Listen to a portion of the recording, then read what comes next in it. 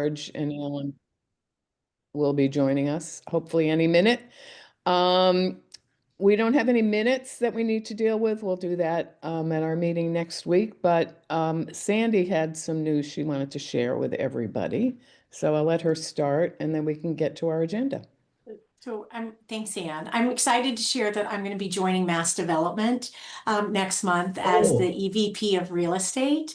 And one of the things that really got me to that role was all the things we do here. So I really wanted to just say thank you to all of my colleagues at EDAB for your wisdom and your engagement and your willingness to just always share your intel with me. And also say I'll probably be calling on you as I move into that role and kind of try to figure out and explore the more ways that Mass Development in particular can do things in the real estate realm to help places like Brookline and lots of other cities and towns across the Commonwealth. Congratulations. Yeah. Thank you all. That's awesome. For those of you Okay. that don't, What? if I can just say, for anyone who doesn't know, Mass Development is an extraordinarily capable and important agency. Most of the similar development finance agencies, by whatever name they're called in other states, have copied a lot from Mass Development as it's evolved over the years. And Sandy's news was news to me, but that's great news. Thanks, Al. And truthfully, one of the first things I'll be doing for probably the first couple of months is reaching out to people like all of you to just get your take, because there's a lot of experience on this board of folks who've crossed paths with Mass Development to see how we can be doing more in the real estate realm in particular. So I'll thank you in advance for picking up the phone when I call. And I'm sure you will all have amazing insights. Isabel Esposito. And Sandy has assured us that she'll stay on EDAB, which is also great. And assuming we don't believe there's any conflict unless Mass Development starts sending us a whole lot of money to do things. Anyway, thank you and good luck to Sandy. And Meredith, you are on.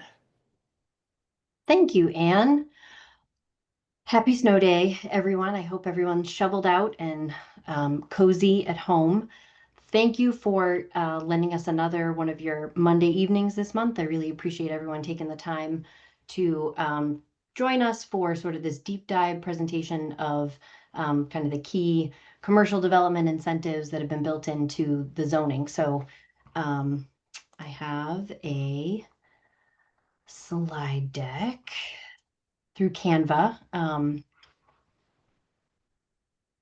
And Meredith, while you're loading, just wanted to see if you could offer us a little bit of a commentary on the transition between the Friday package and where we are this afternoon with the 136 posting. I have not been able to download the draft zoning version 36, and any sort of primer on what's changed would be super helpful.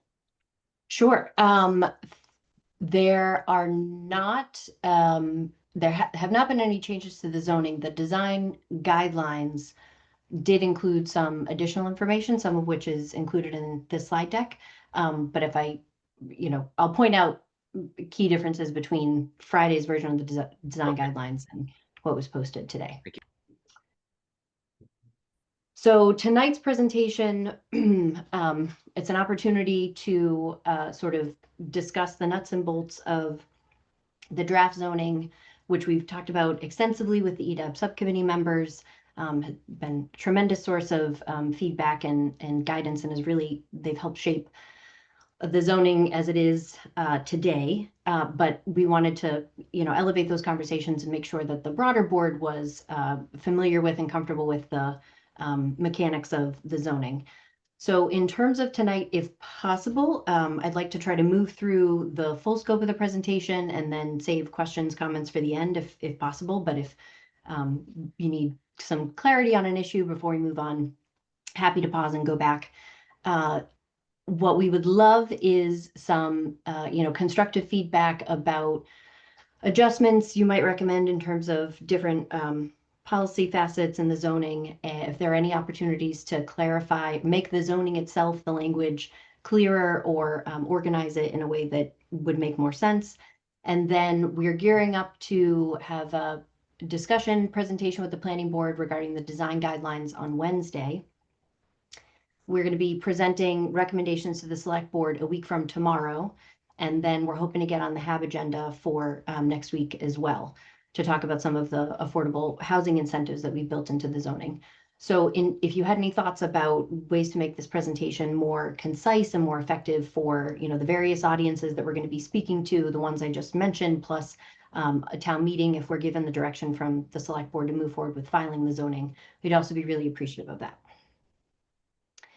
So as we've talked about, Chestnut Hill Commercial Area Study has two leading goals to, one, incentivize significant net new commercial tax growth and to enhance the identity, livability of the Chestnut Hill commercial area. So we launched that study in spring 2024. And as we were embarking on that work and, you know, given the emphasis on creating incentives for commercial development, we wanted to make sure we had a current understanding of what the, you know, market opportunities were. So RKG Associates did conduct a market study. We kept EDAB in the loop, you know, throughout this process. So this isn't the first time you're hearing about that market study, but I just wanted to revisit the key takeaways of that. So multifamily, obviously high demand for residential. So multifamily, certainly an attractive use. And if, you know, developers were sort of allowed to build whatever they wanted to, it would probably be a lot of residential. Hotel, given the fact that we already have a lot of hotels in Brookline, it does still seem as though there's additional demand for hotel in Brookline within the Boston market. Medical office, another use, certainly an existing use in the study area. If we're looking at some of the neighboring developments along Route 9, you had the former Atrium Mall, which is now the Lifetime Center, which is repurposed for a lot of medical office space. In the Chestnut Hill Square with Wegmans, you also have medical office there with one of the LMA institution outposts. And then with the street and a lot of the renovations, redevelopment they've done across the street from our study area, there's also been some additional medical office there. So it's certainly, and then 1234 Boylston also has a lot of medical office within our study area. So medical office was identified as a potential use, although there were a lot of discussions about the depth of that market. And, you know, just given the fact that there has already been a lot of medical office added to this area over the past several years. And we also received feedback from different property owners about, you know, concerns about increasing competition from office space that's being repurposed to medical office farther down west on Route 9 and in the 128 area. Medical office, another consideration in thinking about the cautionary tale of 850 Boylston Street, which had been, you know, a leading contributor to Brookline's commercial tax base, and then was purchased by Brigham and Women's and was, or Brigham and Women's? One of the LMA institutions, and then came off the tax rolls. So it's also one of those uses that's a little more vulnerable to being purchased by a nonprofit organization. Market study also identified some additional potential for retail, and it was sort of noted that if there was additional residential density added to the area, the potential for the area to support additional retail square footage was talked about. Obviously, in the short term, there's not a market for Lab Life Sci, but, you know, for the same set of conclusions that the EDAB subcommittee about Lab Life Sci work did several years ago, if the lab market does come back, this area could be a potential market for that. This is an overview of the strategies that we're using to focus on commercial tax base expansion, maximizing commercial square footage in Chestnut Hill. So we have a minimum commercial requirement for the commercial oriented subdistricts. So in order to utilize the zoning in those districts, your development program has to include a minimum amount of commercial square footage, and we'll get into the specifics of that later. We're making sure that we're providing the adequate dimensional requirements that developers are going to need in order to sort of maximize the commercial piece of the mixed-use development that we're anticipating and looking to incentivize in this area. We're expanding the allowed commercial uses. I think this expansion of uses is most notable in relation to the Office 2.0 zoning district. And also just a reminder, so this is proposed as a zoning overlay. We're not modifying the base zoning. And then we also have the ground floor commercial requirement, which is something that exists in the zoning bylaw and was something that this group in particular talked a lot about the importance of within the context of the Harvard Street rezoning. So this is one of the slides that was an addition to the design guidelines that we posted to the agenda packet earlier today.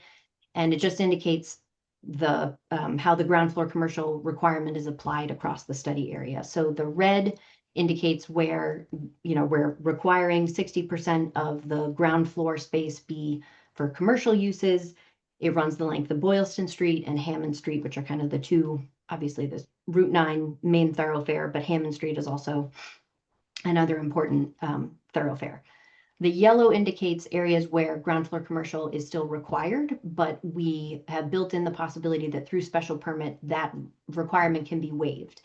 And the areas that we've identified for that are sort of on the peripheries of the overlay zone, and then areas on, the backside of Tully Street and Holly and Sheaf Street that don't have that Boylston Street visibility.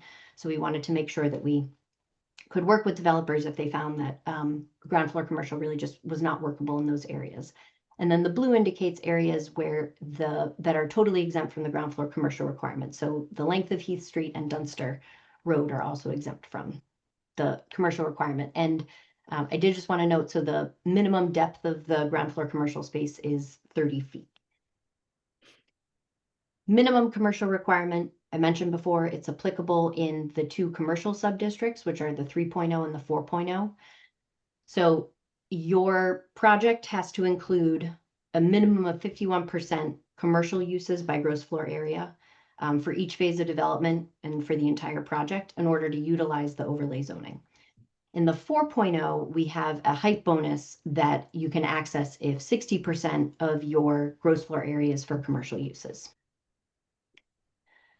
This is just an overview of some of the key considerations when we were trying to determine what the appropriate thresholds would be for the commercial minimum requirement as well as the bonus. So, thinking about the opportunities and limitations of market demand based on the work that we did with RKG. We received a lot of feedback from the two largest property owners in the study area. We have a fiscal impact model that allowed us to sort of plug in some different mixed use scenarios, particularly for like the Chestnut Hill Office Park, which is definitely one of the high impact economic development potential sites, and to, gauge within the context of a mixed use development, would a minimum 51% meet the goals of incentivizing significant net new commercial tax growth? And then also considering how other communities have implemented minimum commercial requirements in their zoning, like Cambridge and Somerville. The effective commercial area, minimum 51% requirement is going to be very challenging. That's certainly the feedback we've received from developers. And in acknowledging that, I think it also presented an opportunity to create some incentives around the preferred set of uses that we have. So in determining whether a project meets the minimum or the bonus thresholds, we have a formula that weights certain uses greater than others that are sort of a reflection of what our preferred set of uses would be in the area. And how we ended up selecting those preferred uses is for two reasons, either due to their tax generation potential or an acknowledgement of the community preference for, really active, robust ground floor commercial, and particularly ground floor commercial that aligned more in terms of goods and services with the neighborhood and community needs, in contrast to the upscale offerings that you can find at the street. So the uses that were weighted more heavily from their tax generation potential perspective were hotel, event and conference facilities, research and development, or life science labs, all weighted at 1.5, and then medical office was weighted 1.25. In recognition of the community preference, we have two different tiers. The retail spaces that are 2,500 square feet or less are weighted more heavily at 1.5. And the thinking there is that, you know, for first generation space, these are probably not going to be tenants that are aligned with the neighborhood needs, but eventually the smaller square footage could lend itself to more of a mom and pop type store. And then 1.25 for retail that's between 2,500 and 10,000 square feet. In terms of tax generation potential, this is just an overview of why hotel, lab, and medical office were so attractive in terms of the potential to contribute more to the tax base. So for the hotel example, and everyone here I think knows this, but just for good measure, multiple layers of tax revenue. You have the benefit of property tax, but hotel and room tax on top of that, and then the meals and liquor taxes from the bars and restaurants that are the amenities for the hotel space. Lab and medical office have the higher property values due to, you know, higher cost of construction, stronger tenants, longer term leases, and you know, just given the employees at medical office and lab, there's the potential for, you know, greater tax generation in terms of supporting restaurants and patronizing nearby businesses. And then in terms of personal property tax associated with businesses, there's the potential for a lot more recurring revenue due to the fact that, you know, there's a lot of investment in medical and lab equipment and supplies. So Marilyn had made a very helpful, a lot of helpful suggestions, but one of the suggestions is really talking more about the allowed uses. And I do think that I need to beef up this section a bit, but I did want to highlight some notable new uses that are included in the overlay zoning, including the Life Sci Research and Development Lab as it was defined by the EDAB Life Science Lab subcommittee several years ago. The definition is straight out of that report. Event and conference facility is a new use, and we're also accommodating brewery and wineries. So this is an overview of the 4 different sub-districts that are part of the zoning overlay. You have, starting all the way to the left here, so this is the Newton border. This is the Chestnut Hill Office Park. This is the 4.0 sub-district. And then it's in the most recent version of the zoning, we did indicate, you know, sort of the distinctions between the 4.0 west block and the 4.0 east block here. Then the other commercial sub-district is the 3.0, which is here on Boylston Street. And then you have the neighborhood mixed use, which are these 2 blocks on either side of Hammond Street, and the transit-oriented sub-district, which is the northern sub-district and the closest to the Chestnut Hill T-stop. So, and in terms of the uses, the goal was to be very flexible in allowing a wide range of commercial uses. I think we are anticipating, you know, the 4.0 and the 3.0, given that they have the minimum commercial requirement, we're likely to see more of the medical office lab, sort of the multiplier preferred uses, because developers will need those in order to take advantage of the zoning overlay. And neighborhood mixed use, I think we're sort of envisioning more as predominantly residential with the ground floor retail along Hammond Street, and then the transit oriented, you know, there's the potential for other commercial uses. I think given some of the restrictions and the parking requirements in the transit oriented, it might be unlikely we'll see like a medical office use. But that's certainly a potential. I think this is also more likely to be a combination of ground floor with residential above. This is a view of the zoning envelope. we have in the 4.0, there is sort of a height buffer, so max 88 feet along this residential border here, and shifting the height and the massing towards Tully Street and the eastern part of the sub-district. And then the height, so there's another sort of 60-foot step back here from Holly Lane as a transition point to the other sub-districts that have max heights of 6 stories in the neighborhood mixed use, 7 stories in the commercial 3.0, and 7 stories on the Boylston facing side of the transit oriented, stepping down to 6 stories as you move further north up Hammond Street. And this is an overview of sort of where the different levers are and in what sub-districts we're pulling those different levers. So the minimum commercial square footage requirement applies to the commercial 4.0, commercial 3.0. Minimum ground floor commercial is applicable across the overlay district. And the height bonuses they exist in 2 of the sub-districts, the 4.0, which you get up to 14 stories with a minimum of 60% commercial square footage. And then in the neighborhood mixed use, it's 4 stories unless you're proposing a hotel use, then you can go up to 6 stories. Or if your redevelopment proposal includes a minimum of 50% affordable units. And this bonus was sort of riffing off of one of the key conclusions that came out of the Affordable Housing Overlay District Committee and their exploration. They also did some additional work with RKG sort of in parallel to this study. So Maryland had also expressed interest in what we would anticipate in terms of potential redevelopment timelines based on the overlay zoning. And,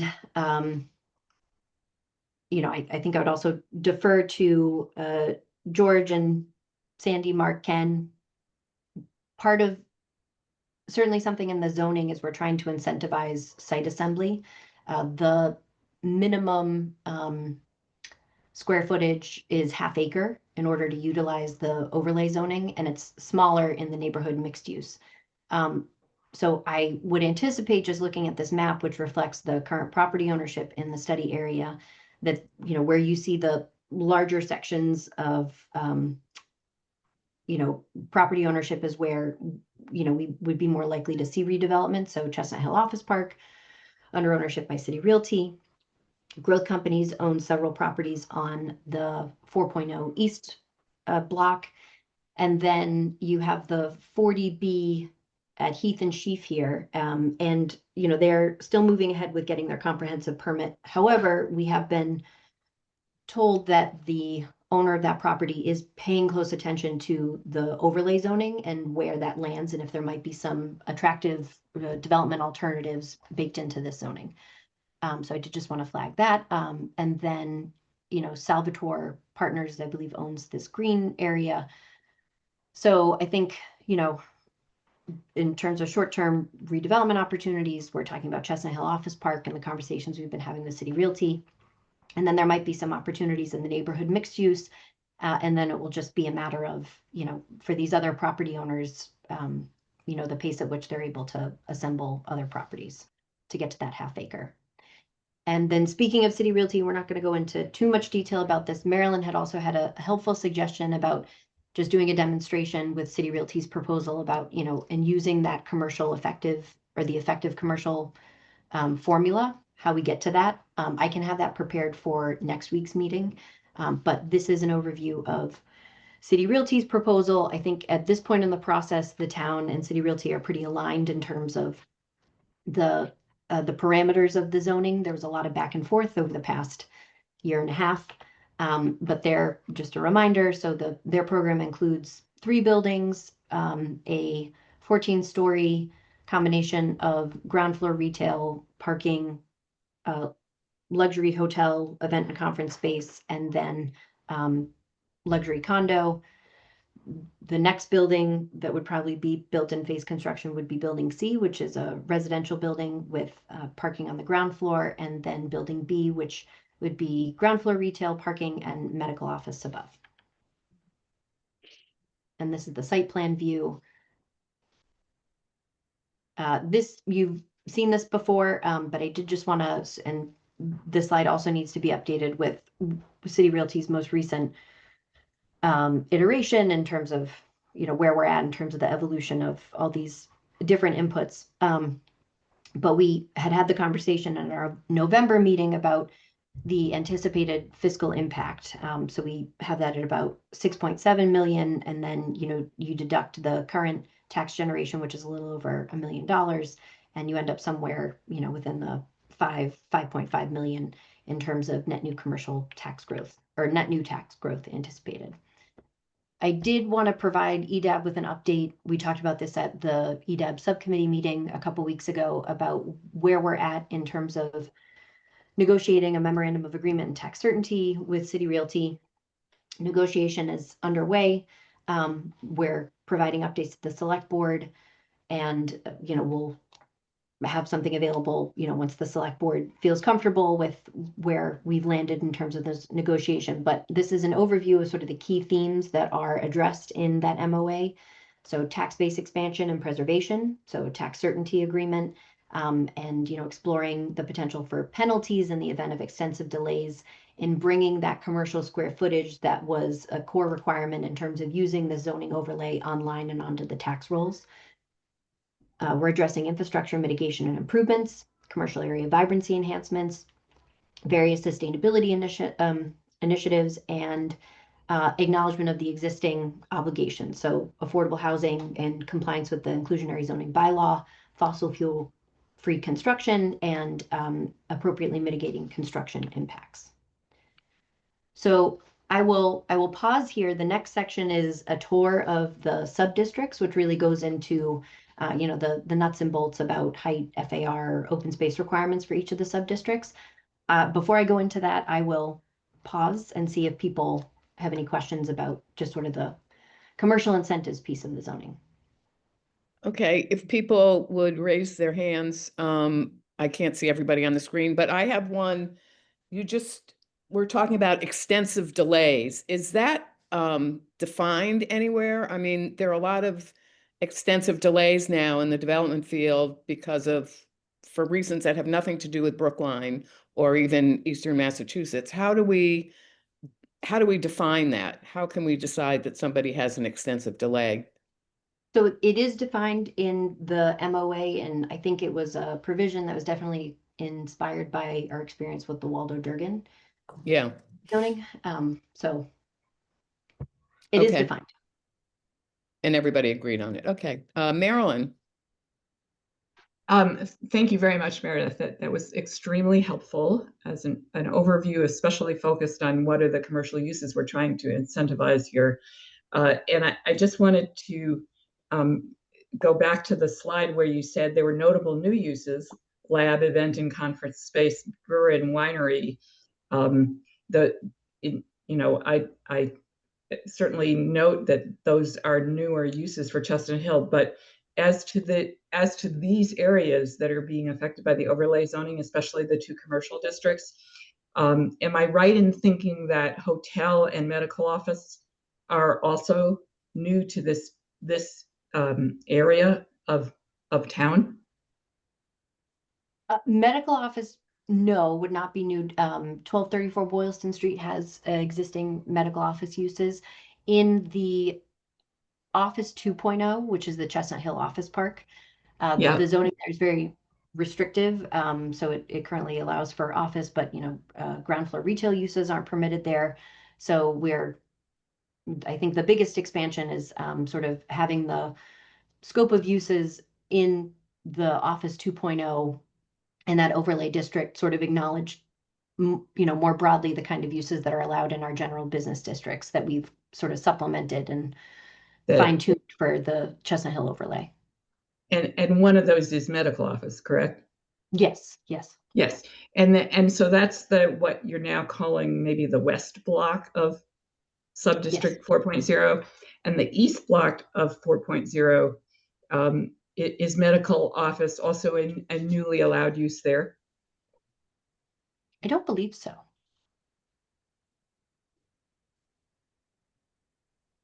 So there are some differences, even though it's one sub-district. for this purposes of this zoning, and the uses are the same allowed in this zoning, the underlying zoning, the base zoning has some differences. Yes, yeah. And I think your suggestion about this, so the current table of uses included in the Chestnut Hill overlay zoning, you know, we went through the existing zoning bylaw and sort of pared that down. But it would be helpful to do more of a comparison to demonstrate for people what the key differences in uses are. So I think that is an excellent suggestion, and I will work on a clearer summary of that. Thanks. Derek? Hey there.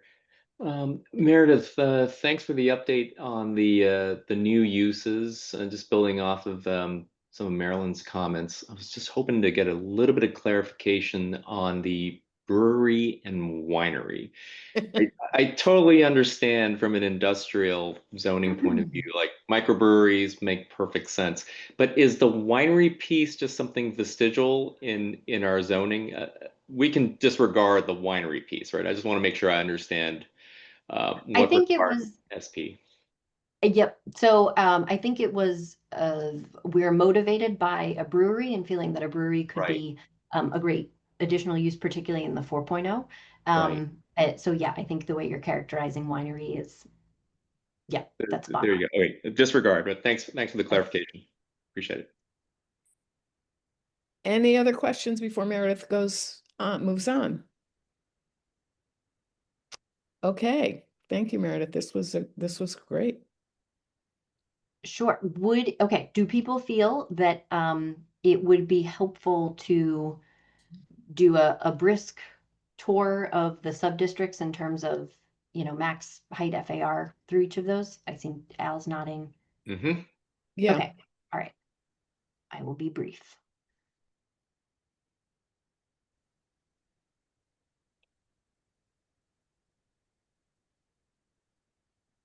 So the 4.0, this is the high impact economic development area. It includes the Chestnut Hill Office Park, which is a property that EDAB has been talking about for a very long time.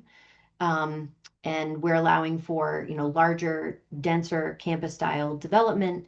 And sort of the exchange is, you know, we want increased commercial activity, open space requirements, tree canopy requirements, in order to make sure that, you know, this is from a pedestrian experience, it's a pleasant experience that is supporting, you know, ground floor retail, and making sure that those ground floor retail amenities are healthy and supporting the kind of larger needle moving uses like hotel and office, medical office space. And we'd already talked about the bonus associated with 60% or greater commercial use for gross square footage. So height and FAR, max height is 150 stories, or sorry, 150 feet, about 12 stories. Bonus height, 175 up to 14 stories.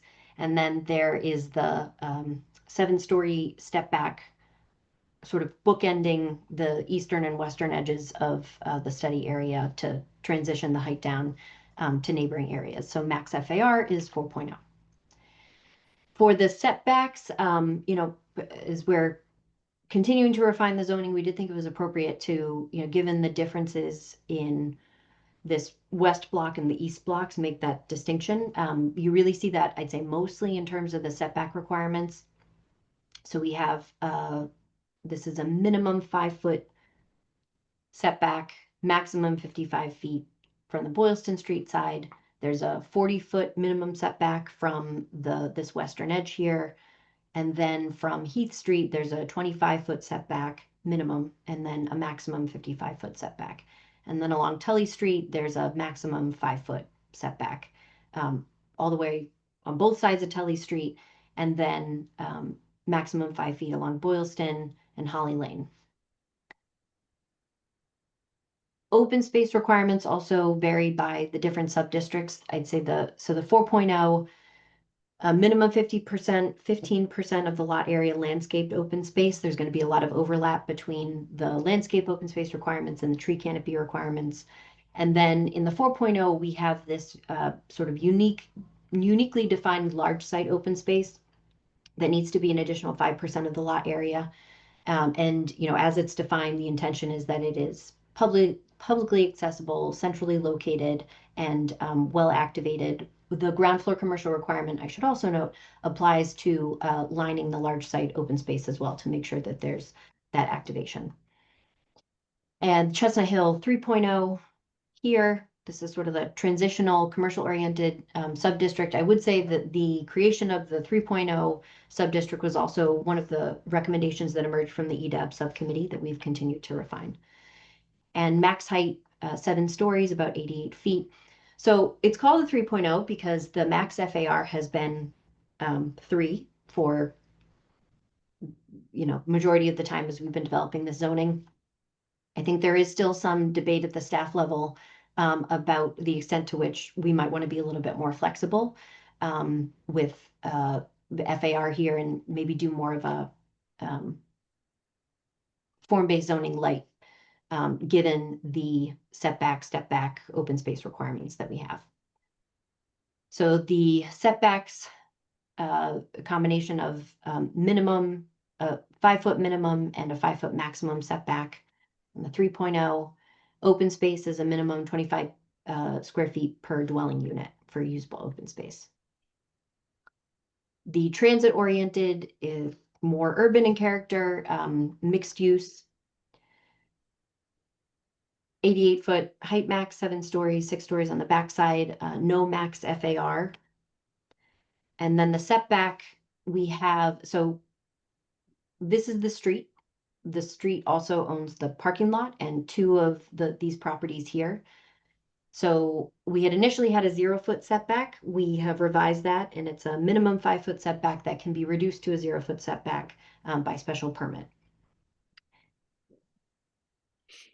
And open space minimum 10% of the lot area, transit oriented. I think what we're anticipating is that, you know, this curb cut would remain this curb cut. So it would sort of be for development potential. You could have this area. This is the CVS property here. And then there's kind of this funky area here. We did have some preliminary conversations with WS Development about, you know, opportunities that they would see. And I think any redevelopment of the parking lot area is highly unlikely just because it would have a lot of implications about the operations of the rest of the WS Development shopping center here and how that functions. Meredith, can we go back to that lot just to confirm what WS currently owns? I feel like they own 1 residential parcel and the CVS Cumberland Farm space, right? I just want to make sure I understand because I got a few more questions about the ground floor commercial requirements in that area. So correct me if I've misunderstood what WS owns. Okay, here, I'm actually, I just stopped sharing my screen so Yep. people wouldn't have to see me flip through slides. But I do.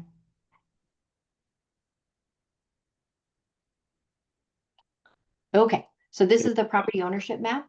Got it. And WS is in light green up here. So the parking lot area is their property. Yep. They don't own the CVS. Okay. And then they own this 2-3 family and this. Gotcha. Okay.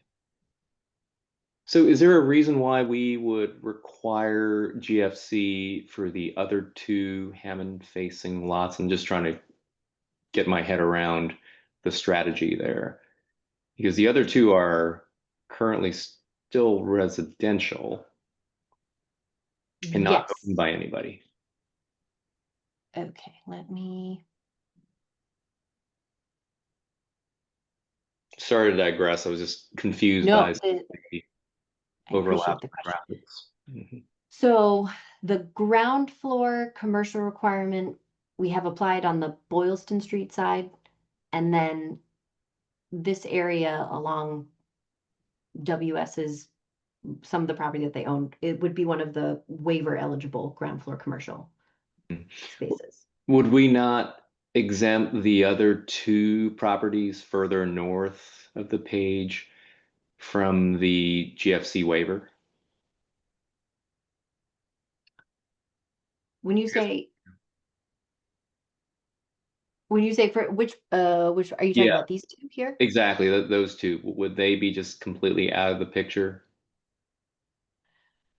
I think, well, so I think it would be with the assumption that if WS was to utilize this, they would Right. need to finish assembling the site in order to get to that half acre Got it. requirement. Okay. Okay.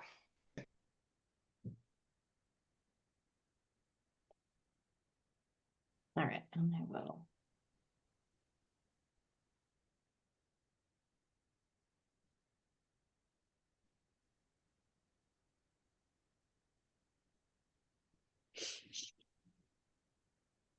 Oh, Ken, while Meredith is getting the slides back, I see you have your hand up. Yeah, Meredith, just a quick clarification. I assume CVS also has an easement for part of the parking area, and I know that they have a ground lease with Cumberland Farms for the gas pumps. But do you know, they must have some kind of easement for the parking area that's owned by WS, correct?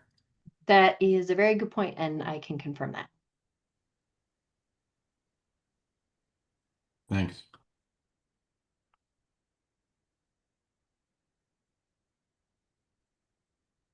Okay.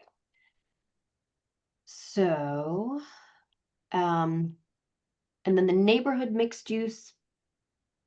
So, we're proposing max height 4 stories, which is sort of in line with heights across Heath Street here.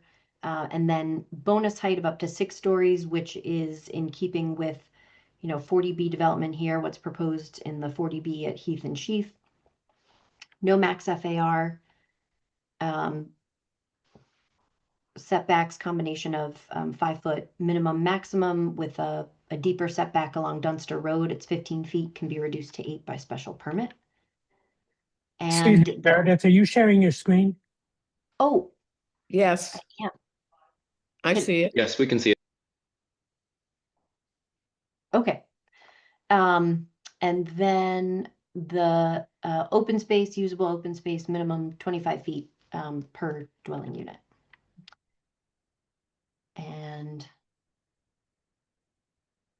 I had some additional slides just for reference, but that's pretty much the overview of key components of the zoning. Mark, Hi, first, great presentation. I think it's come a long way from where we first started, so excited. How are we, a couple of questions for you. How are we dealing with parking, right? People are going to say, where are all these buildings parking? Is it underground, on top of ground, or on the street? So is there a parking slide per se? Did I miss it, or? No, I do not have a parking slide, Mark. That is a great point. The parking, I could pull up the zoning table with the parking requirements. Yeah, right. Because I'm kind of thinking about what people ask, well, is parking included in the FAR? Is it excluded from the FAR? Like, are there going to be 5 stories of it, or just? I think people would probably be concerned about that. But that's question 1. Question 2, and I'm not sure there's an answer to this, but so much of this is so it's about the big dogs, right? It's about the big landowners out there and what they're going to do. What are we doing about all the small guys, right? Are we just assuming that, are there incentives or is there something we can do? Like what are they subject to, and how do we try to cultivate them to say, hey guys, let's talk about it. I know we're all assuming somehow someone is going to assemble all this and it's all going to mushroom and the stars will align, but like there's just so many little small guys here. And like what do we do as a policy to think about ushering them into the higher and better use? If anything, I'm not sure there is.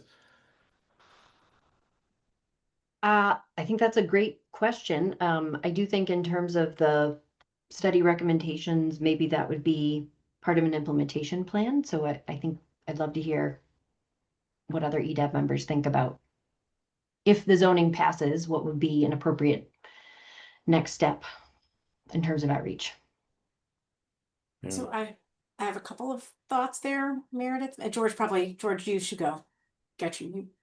No, I think this rezoning is actually addresses the small ownership issue by really enhancing the value of their properties relative to redevelopment. So I think inherent in this approach is providing an incentive to small property owners, perhaps, to sell properties at a higher value than they would have otherwise.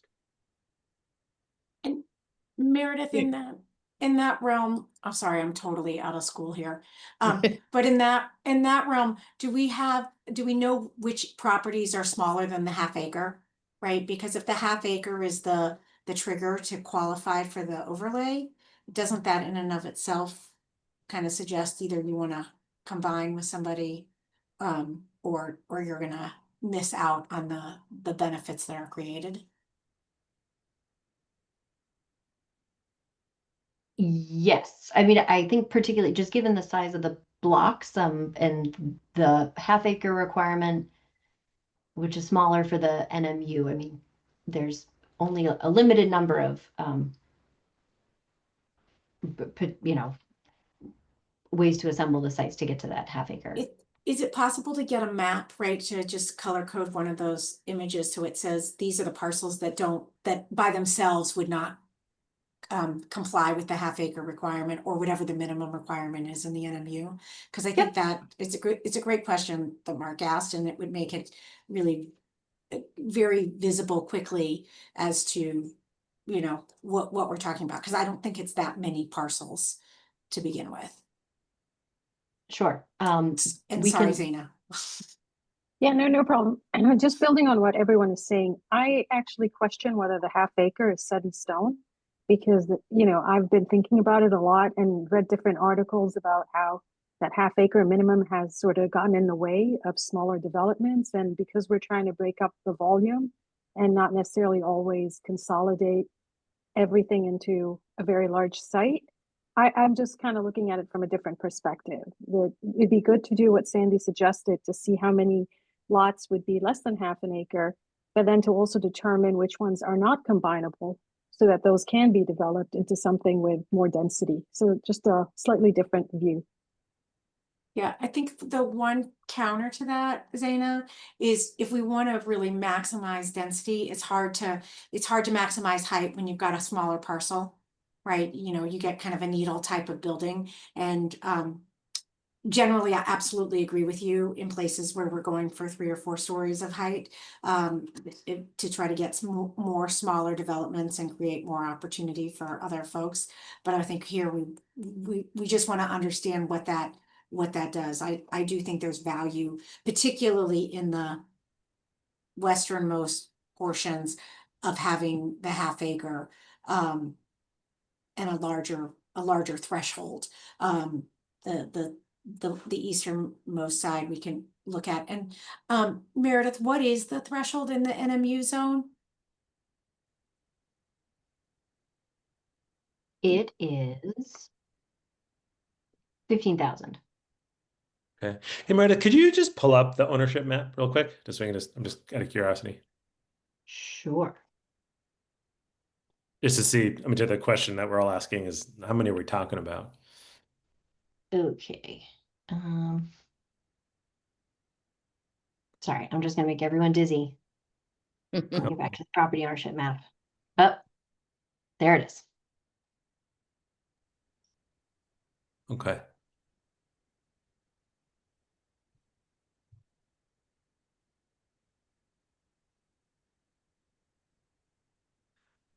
I'm kind of curious, is one of those rectangles, I'm looking at see where 187 and 495 intersect. Is that a half acre? The one that says 180, or the little rectangle that's 187 feet on it. Like, do you think, I'm curious what that dimensions are, just is that what we're talking about, right? Are they subject or not? Like something that just is that order of scale here? I don't know. That is, I will go back and double check. I want to say no, but I will Okay. look into it and confirm. And we will work on, you know, maybe for the meeting next week, having a map that addresses this Okay. interest. And Meredith, when you get the chance, could we talk about the Panda Cub space that I know for the longest time was a Salvatore property, but I'm just a little bit confused by how that one very linear building is now split between WS and Salvatore. I mean, this is one building, obviously, aside from the back lot where you have those two different properties. What happened there? Oh, no, I think this is, I see where this is confusing. So the dark green is Salvatore, and then Yeah, the light green is WS Development, but I think it's just the existing building footprints in the dark green look the same color as the WS. So, we will fix that, Derek. That's right. Okay. All right. Just wanted, it looked a little bit funky when you flashed it. So that really should be dark green, right? There should be no WS in those little, it used to be a bunch of subdivided spaces, like there's a dentist, there's a wine shop, and now it's just like, one medical facility, and then the rest of the parcels should all be the daycare, right? Mhm. Cool. Okay. Yep. Okay, we'll The- fix them now. Jennifer Gilbert put in the chat, 1180 Boylston is actually Chestnut Hill Investments LLC. Is that Oh. different from Chestnut Hill Property? Jennifer? We will make that change. So you've got two 40Bs, right? One is the Heath Sheaf, that's Chestnut Hill Realty Ventures, that's my client. But the other one is Raj Honda's 40B, and that ownership is Chestnut Hill Investments LLC. Oh, okay. Yeah, Okay. that's the only difference. Thank you. Jennifer. Sure. Thank you. Okay, Alan. I think, could you go back to that? Wait, the image.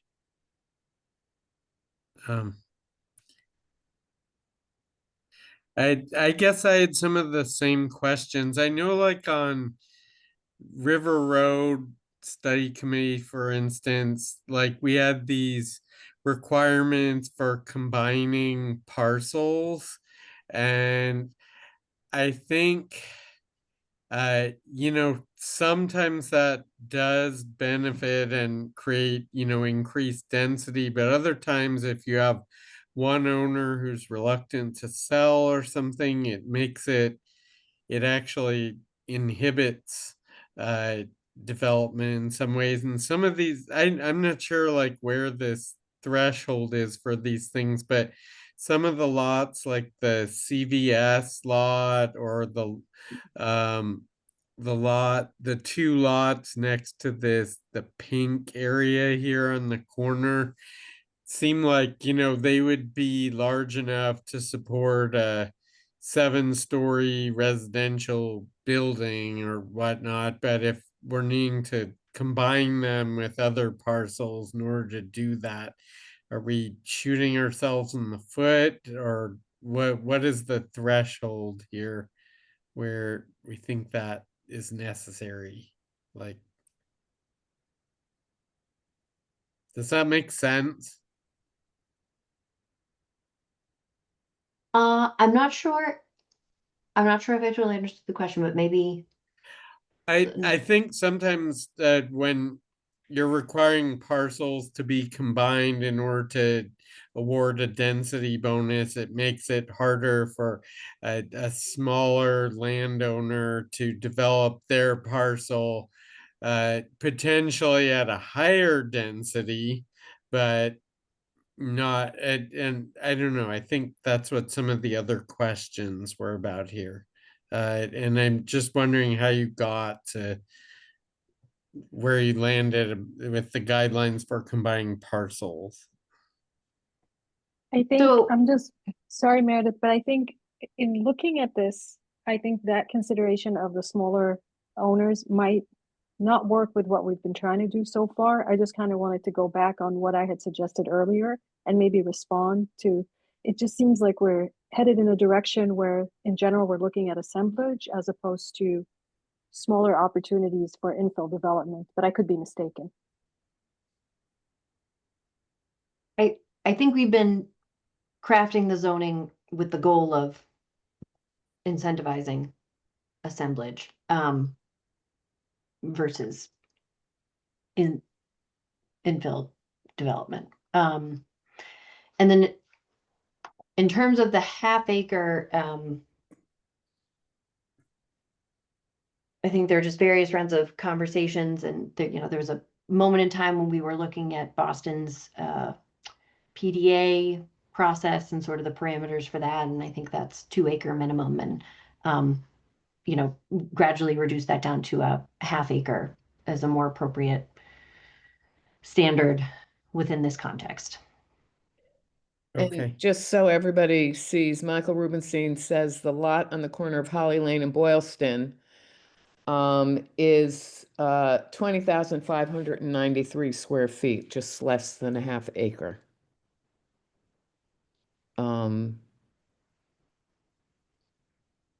Just for okay, so Lily, Ken, and then Mark. Meredith, I just wanted to make sure that I'm understanding. Is this set of slides what's going to be sort of the descriptive vehicle moving forward for this project? Because I think one of the things I'm just a little concerned about is, like, based off of the 19-page document that we've been working from so far, we've looked at this, we're already an hour into it, and everyone kind of has a little this, a little that. I'm just concerned kind of about, if this is coming so quickly, how we're communicating that, because there's so many different pieces. And I think a lot of the maps are getting a little bit confusing, just because there's so many different overlays happening. And so I'm just curious, when this is going before, like, I cannot imagine this going before town meeting, the way, like, just every single person is going to have like one little teeny piece of every single piece of it. So I'm just kind of curious, just with the continual movement of this, like, are we still at a phase right now where we're trying to really hash out the smaller pieces to make the full piece move forward? Is there a world in which parts of this are moving forward and some of the things are things that we're going to need to go back to look at? I think it's obviously just an extremely complicating overlay of so many different things going on. And I think, as just like a member of the public trying to comprehend something like this, and, if I'm a town meeting member trying to vote on something like this, trying to understand, what is even real in any of this? This is all a study. Oh, well, the pictures of this building that we're having, is that the building that's going to go up? So I think one of my concerns is just sort of it just feels like there's so much going on here for it to then kind of, be one complete package by, tomorrow.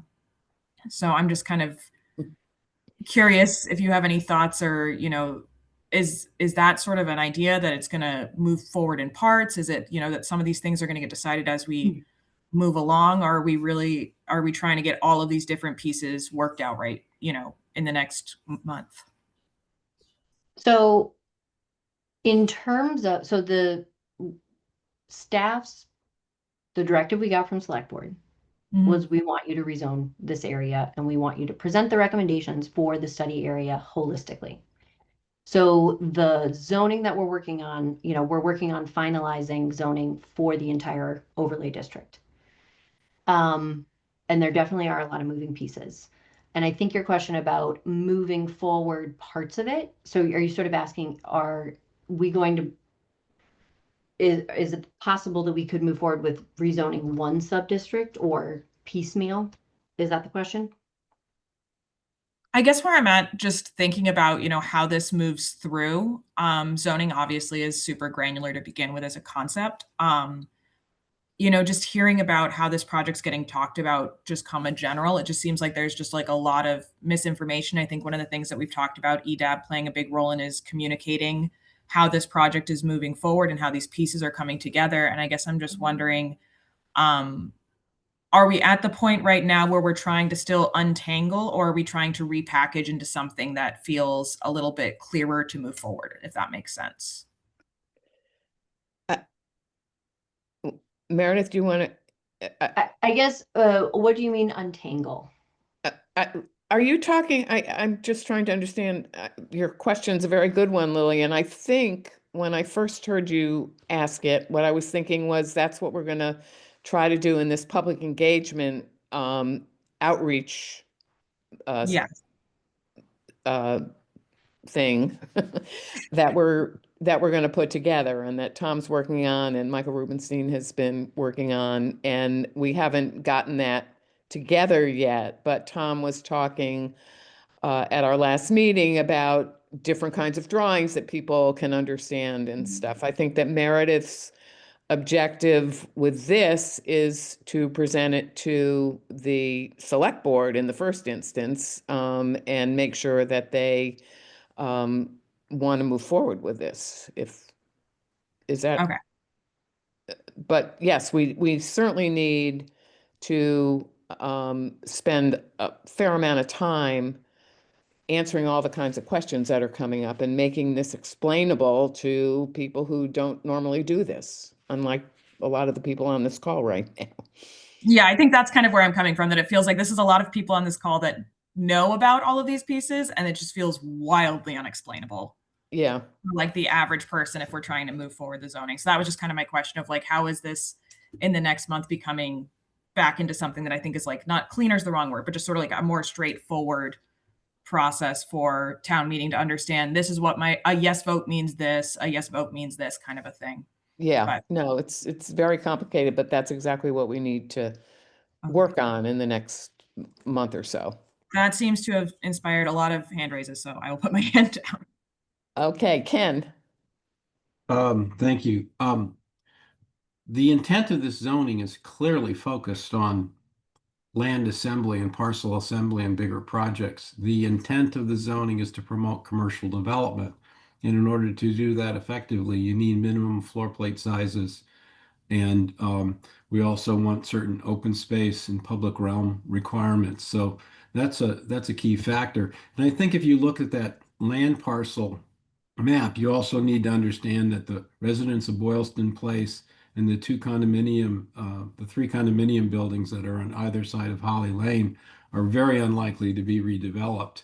So the principal focus is by far and away on the two larger parcels that are owned by City Realty and the growth companies. I have a specific question for Meredith. The definition that's in the zoning of continuous land area will allow the growth companies to treat their parcels that straddle Tully Street east and west as a single parcel. Did you take a look at how the building frontage requirements can be met with that assembled parcel? I'm thinking in specifically the width of the right of way of Tully itself, how that works into that formula. So with the frontage requirement on the western block, you're saying, does that? No, the whole thing that would be one contiguous land parcel, right? But you obviously have a built-in gap there on Tully Street, but you have minimum and maximum frontage requirements for the building. Did you have you looked, or has Sasaki looked at how those requirements would work against what the reality is with that layout there? You have 70 to 80% frontage requirements, but but I then think those that's are looking at broken the up in certain segments, correct? right. So does the zoning work for the growth companies' combined parcels that straddle Tully Street?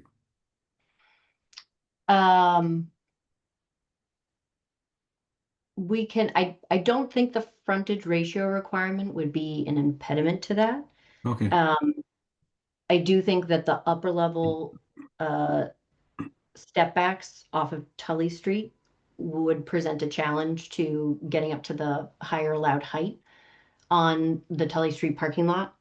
But I do think that for growth companies, in order to move forward with redevelopment, it would have to be, within the context of a special permit application that would include the Tully Street lot and the properties on the East 4.0. Okay, thank you. I also had a question about the bike parking minimums.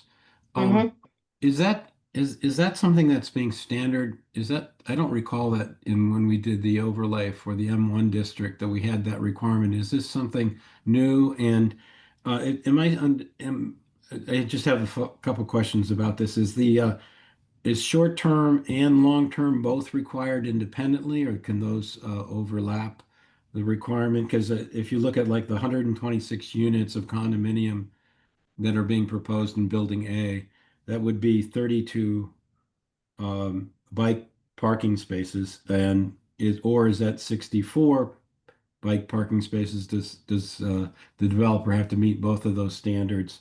And is there like a locational requirement associated with that?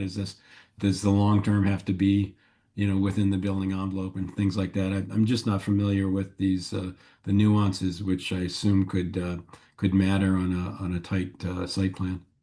Yep. I think the short-term parking is intended to be exterior. Long-term would need to be covered parking. I think that these requirements are inspired by more recent conversations about bike parking standards through in the commercial areas. I know your past comments on other drafts of the zoning have talked about, the bike requirements for the hotel, and I think those are valid. So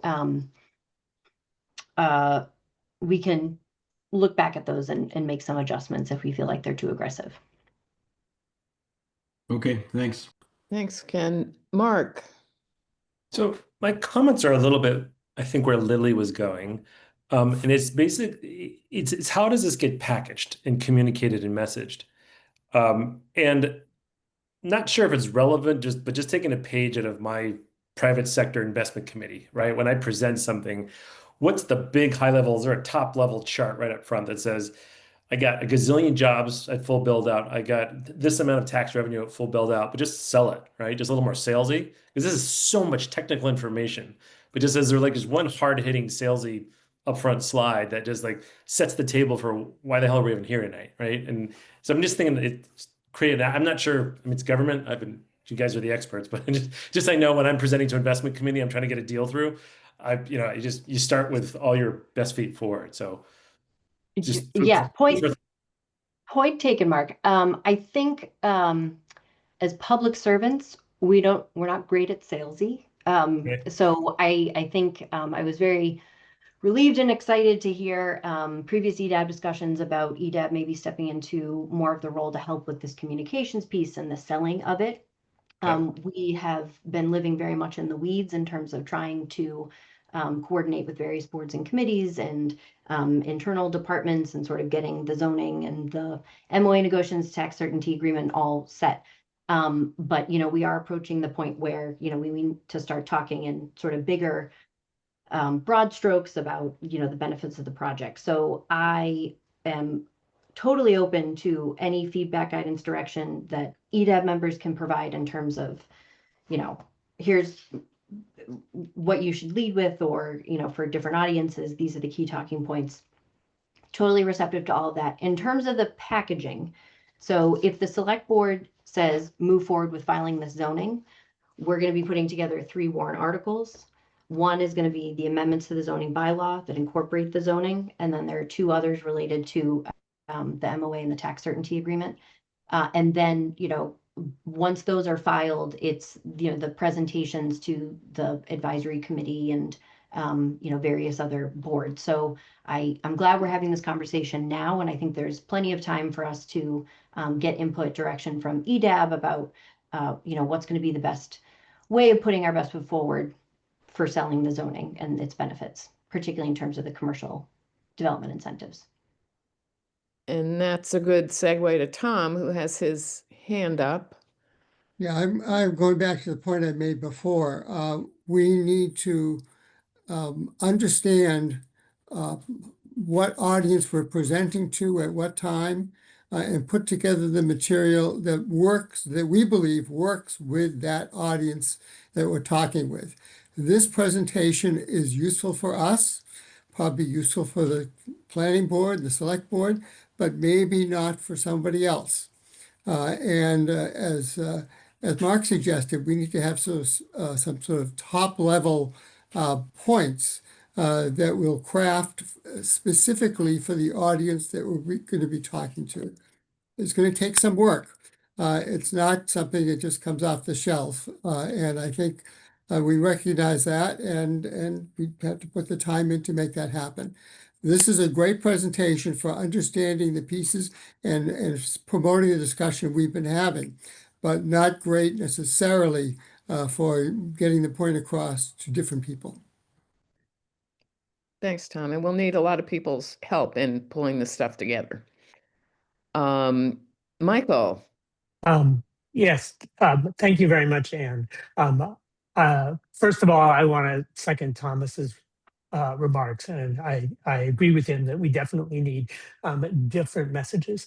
And as Meredith has said, we have been in the process of evolving the nuts and bolts and the details that we've been fleshing out. You know, the size of the lots, the heights, whether or not to have FAR. There have been millions and millions of little details that have been worked on really intensely, in increasing intensity since the beginning of this project, really.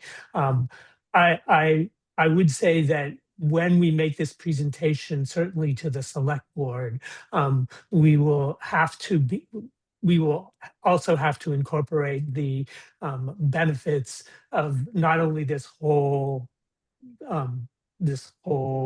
study area and the whole zoning package, but also the other two warrant articles specific to the memorandum of agreement and the tax certainty agreement with City Realty. Because when we are talking about the broad stroke benefits to be realized to town meeting, there are relatively short-term benefits and then longer-term benefits in terms of the vision that we are trying to lay out, which Ken talked about for the entire study area, assemblage of parcels, commercial developments, along with the very specific package.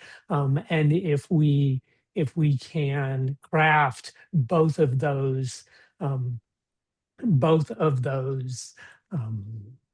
elements, the vision for the entire study area as well as the package specifically, then I think we will be able to describe the breadth of what the study has managed to accomplish.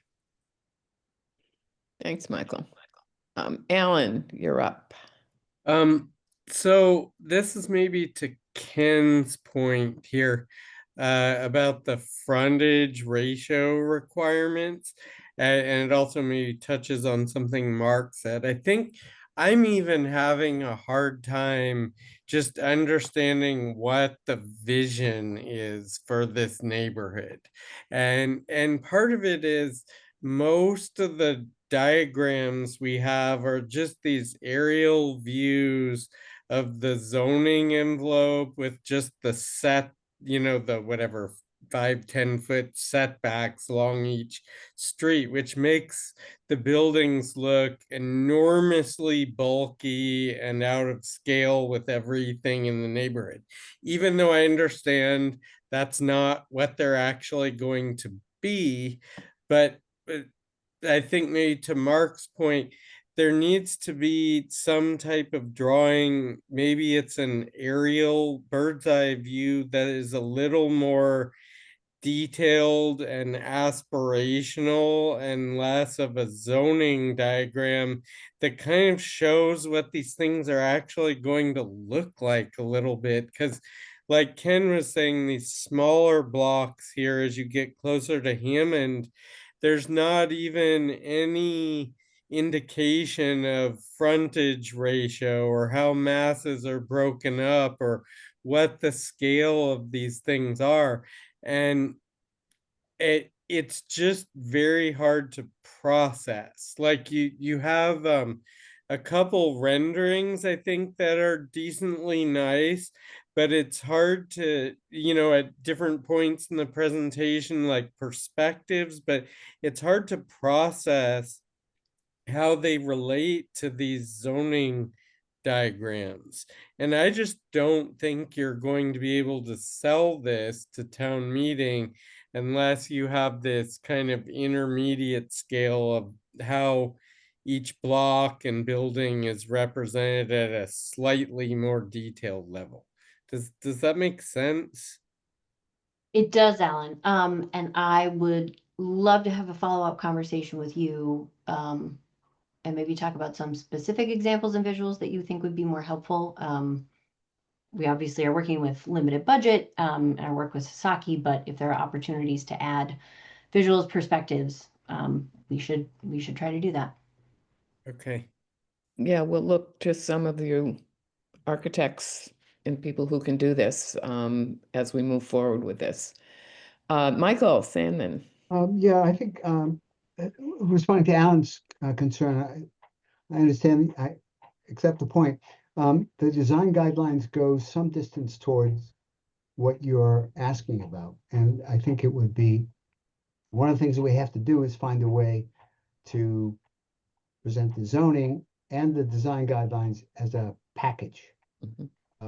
That will provide answers that some of the specific answers that you're, or specific answers to some of the specific questions, like, well, what are the, how much massing is there, and what sort of setback, what is the significance of the setbacks, and so forth.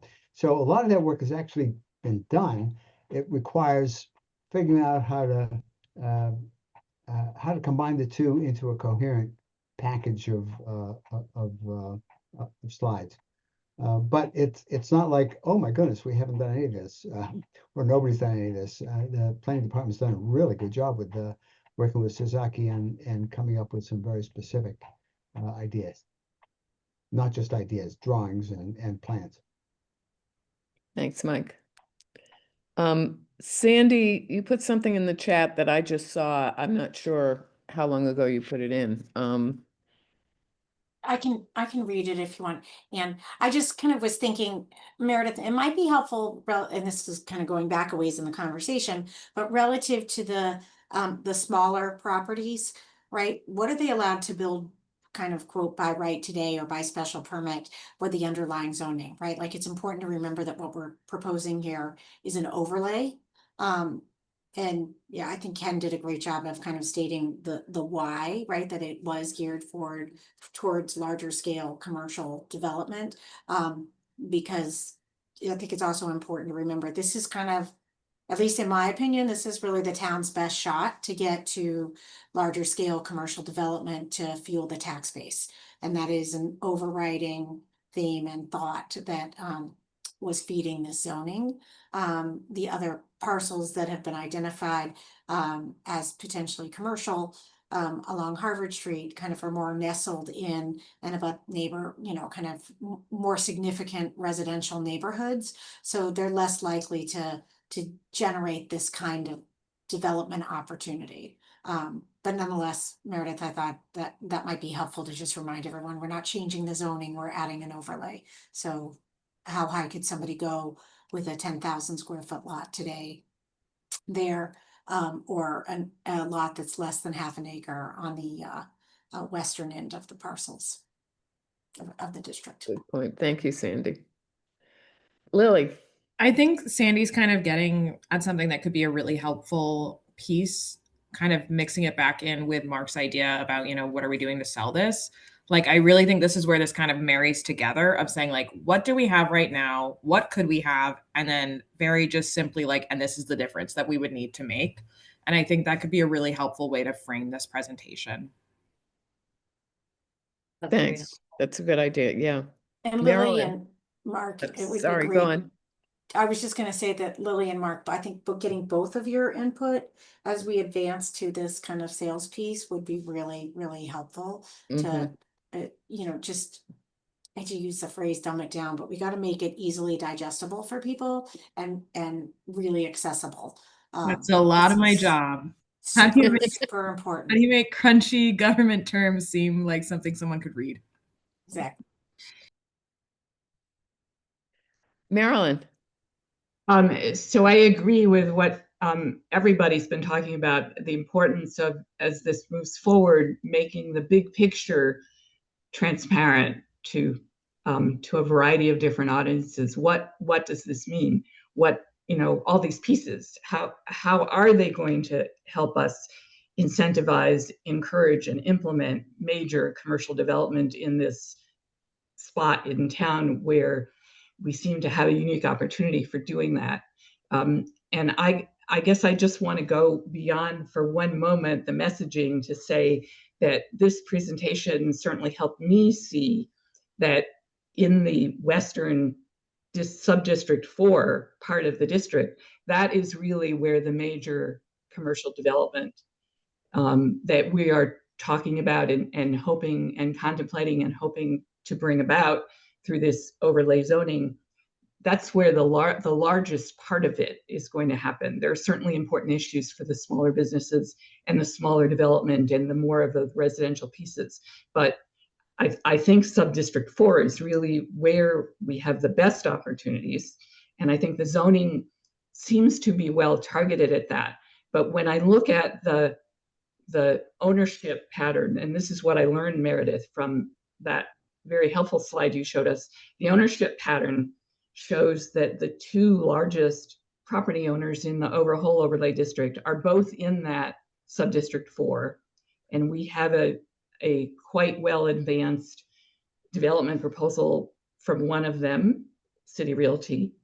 And we have another major owner, Growth Companies, and the graphic shows that pretty well. We have another major owner in the eastern block of that sub-district 4, where I'm inferring, because we haven't talked about it much, that there are no specific plans that have been presented to the town at the staff level or otherwise for that part of the property. And it's not a whole half of the sub-district 4, but it's almost half of the sub-district 4 that is in that more yet to be determined stage. And I guess the question that I wanted to ask is, since the zoning overlay is coming up with a cohesive, coherent, hopefully, vision for the whole kind of corridor here, but there are these two pieces right there in the western section that need the most, that are going to need the most attention in terms of major development. Are the kinds of protections that you listed in the slide titled MOA tax certainty agreement, are those kinds of protections which are right now nearly well agreed to with City Realty for the first more specific development proposal, are those potentially available as the process moves forward to the other development pieces, and particularly the Growth Company piece? Yeah, it's a very good question, Marilyn. So I think essentially you're asking, do we have an MOA in place and a tax certainty agreement with Growth Companies as well, which in theory will benefit from the same density and height as or will we have when that development piece moves forward? So we don't have it now. Right, we don't have it now. In the zoning, there is, in the infrastructure mitigation section, we've structured it where it's 2% of hard construction costs would be required for transportation improvements and mitigation work. But we include language saying that that amount could be reduced if the applicant's able to show that they've, adequately addressed the vehicular impacts of their proposal through an agreement with the select board. So we identified that portion of the zoning as the potential opportunity where there could be an opportunity to revisit whether a property owner would be willing to voluntarily enter into an MOA agreement and a tax certainty agreement with the town once they're ready to move forward with a redevelopment proposal. Thank you. Ken? In our discussion about how this is presented to the community at large and specifically town meeting members, I think we need to be very clear that the objections to the discussions about upzoning have been very much focused on maximum building height. And that has been the one theme that has come through in virtually every meeting that we've had with the Citizens Advisory Group and with the EDAB subcommittee. And that's also that's a metric for overall scale of the project. The current buildable, leasable area west of Tully Street is 126,000 square feet. And the development potential of that area would be, in order of approximately 900,000 square feet. So this is a dramatic increase of the buildable area in this location. Plus, it would be focused on a initial anchor building which has 100% of the luxury condos, 100% of the hotel rooms, and 50% of the retail space. And then, not surprisingly, then carries with it 70% of the net fiscal benefit for this project as it's currently being analyzed under the RKG model. So it's really that kind of focal point. I have heard very little, and Meredith, jump in here if I'm wrong about this. I've heard very little negative discussions about the proposed uses, about open space requirements, even about circulation transportation. Now that ever since the Heath Street curb cut was limited only to emergency access, it really is about scale of the project, and that's I think what this committee and other groups need to address. And I think that the memo that Michael, or the FAQs that Michael Rubenstein's been working on, I think we sent the most recent one to everybody, and Roger Blood's discussion about the impact of the payment are very helpful in terms of forwarding those arguments. Al. So three comments. First of all, I think the zoning is thoughtful and good, and reflects the process from which it's come. And from my perspective, content wise, it's at the level where again, from my perspective, any changes should be in the tweaking range and not in the big range. I think this is good.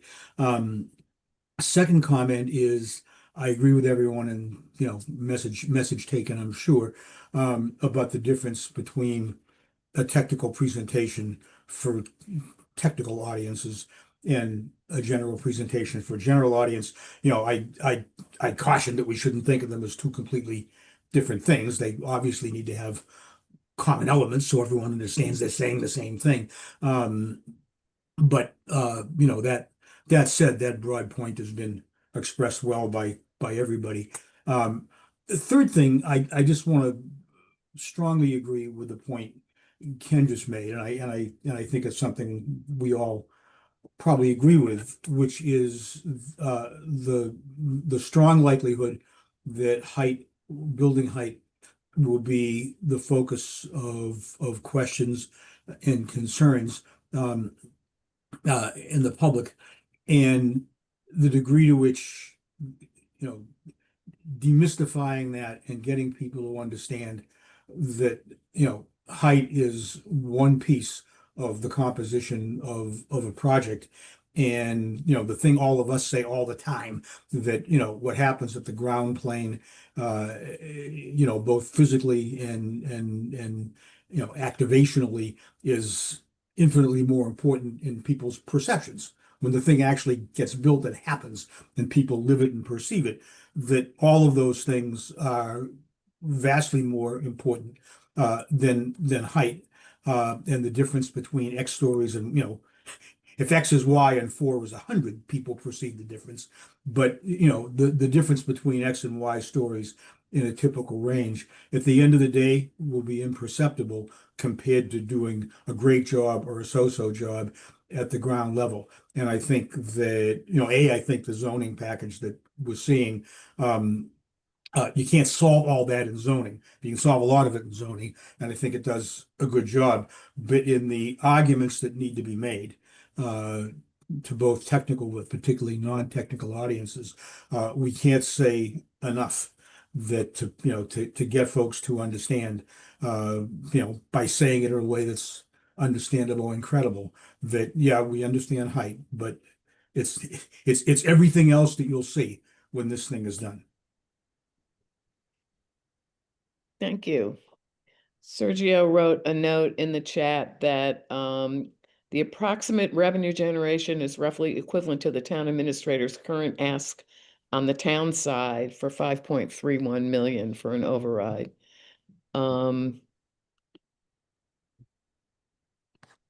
Anybody else have comments? Blair Hines wants to make one. It's comments on this presentation, just helping Meredith put it together for the select board and stuff. Well, we're going to have, just so everybody knows, we have our next meeting is postponed to March 5th, which is after the warrant will be approved by the select board, and that's when we'll have our public hearing on these warrant articles.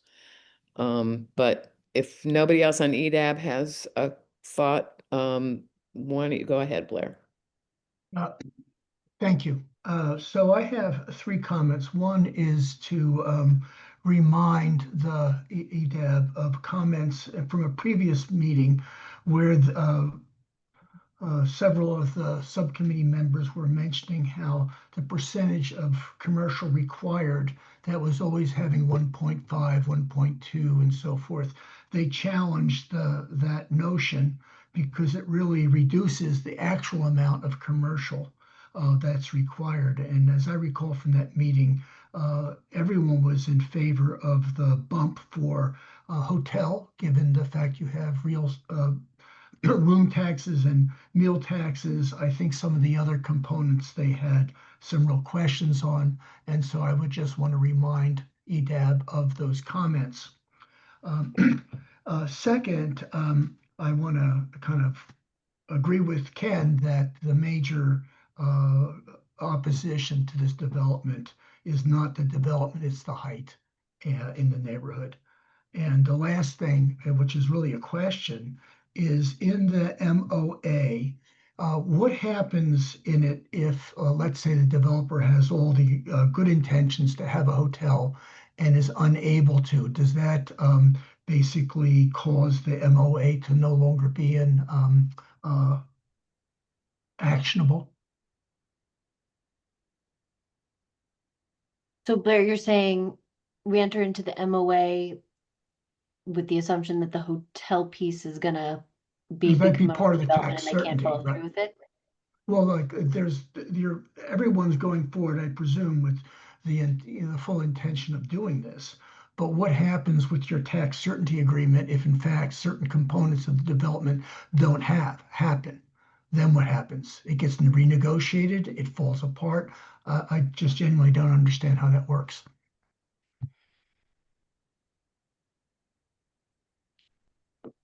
Michael. Yeah, so Blair, I'm happy to speak to a couple points about that. The first is that the tax certainty agreement, as they do typically, is is registered with the land. So regardless of what gets built on the land, the tax certainty agreement itself would still hold. With regard to the hotel use and the MOA in particular, I'm not sure, because this is still being negotiated, if there's anything in the MOA that is specifically dependent on the hotel use. But the one thing that I would say, of course, is that if the hotel use falls through and it's substituted with a different use that doesn't have the same effective factor, then the capacity to access the 60% bonus height may be compromised. But that would just have to be worked out with a new design. So just to bear in the question one in another level, the tax certainty is basically that whatever the commercial evaluation or of the property, that's what is certain, because if it was one source of building, it might be a higher number of commercial taxes, or is it a fixed thing? Blair, I'm wondering if we should take this offline. That's fine. Very good. Let's take it on site. Thank you. Yeah. Thank you, Michael. Well, just about the tax certainty agreement, I do think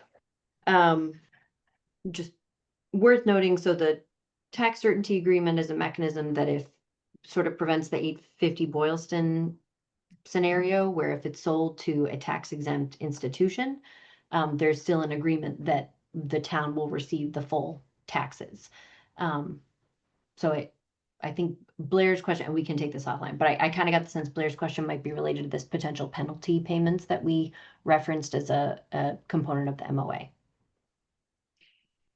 Okay. I don't see any other hands up. Meredith, did you have more to discuss, or was that it? No, that was my full presentation for Did you this get evening.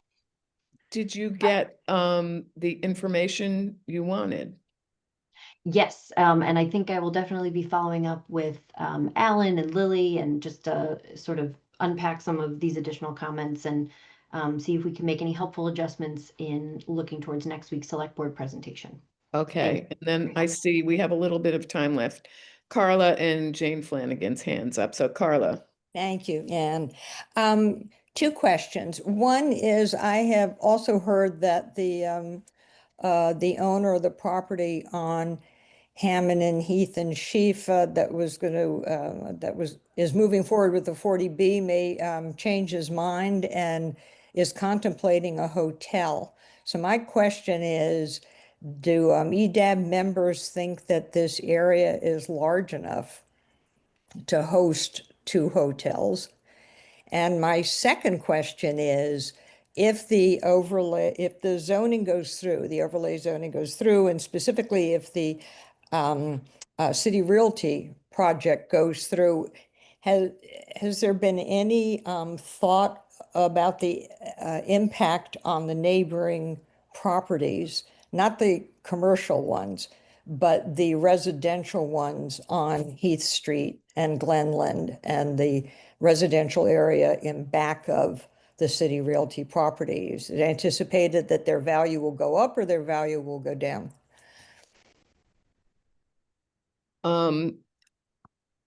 I have no idea if anybody on this call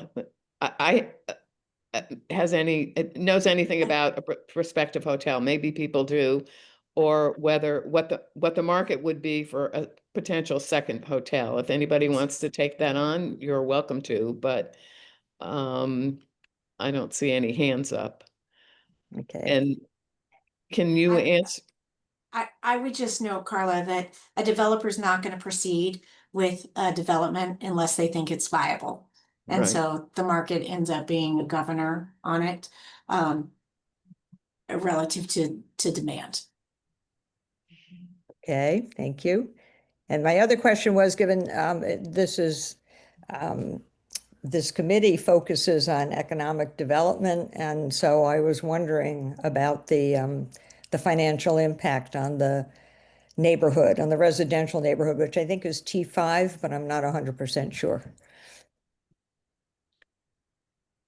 Has any work been done on that as part of this work, Meredith? Okay, when you say is that related to your first question, Carla, about like anticipated impacts on your property values based on the upzoning? Yeah, I mean, does that make the properties in that neighborhood more desirable and therefore increase their value and therefore increase revenue for the town? Or does it make them less valuable and given the market? My 2 cents would be it would increase the property value. There's the hotel, there are going to be restaurants. We're really trying to cultivate as vibrant a ground floor commercial scene as we can. And I think having those within such easy walking distance and not having to cross Route 9 to go to the street would certainly be a valuable asset for. Okay, thank you. Thanks. And then I did have a thought about the hotel question. I'm not an EDAB member, but just my 2 cents would be, City Realty they're proposing a full service hotel with event and conference facilities. It's a very unique type of hotel product in Brookline, in the area. So I think there could be potential, and this might have been discussed at some point in our conversations with Eric at RKG, but for a different type of hotel product, like a extended stay hotel or I think that's a possibility. Okay, thanks. Jane Flanagan.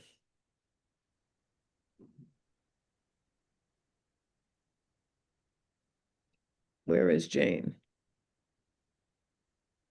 Hi, I'm Jane Oh. Flanagan. Sorry about that. I am Jane Flanagan, town meeting member from precinct 15, and I live on Hammond Street.